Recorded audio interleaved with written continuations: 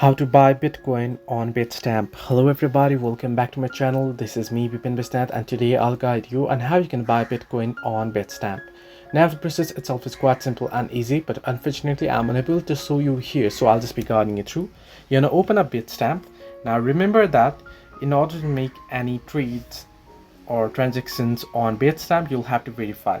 Now in my case, I haven't verified my accounts, as you can see. However, you can deposit funds once you have verified. You can enable two-factor and such. But in order to buy a Bitcoin, all you have to do once you have verified your account is you'll get a little trading icon at the bottom of your screen, the arrow icon at the middle in the bottom.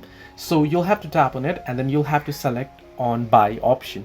Once you're there, or the other way around is you can simply from the search bar search in for Bitcoin, tap on it, and you'll get the buy option here. In my case, since I'm not verified, I'm not getting it, but you can buy it here, select the payment method and such, add in payment method, and you'll be able to buy it. So hope this helped you. Do like and subscribe, and do not forget to leave a comment down below if you have any further issues.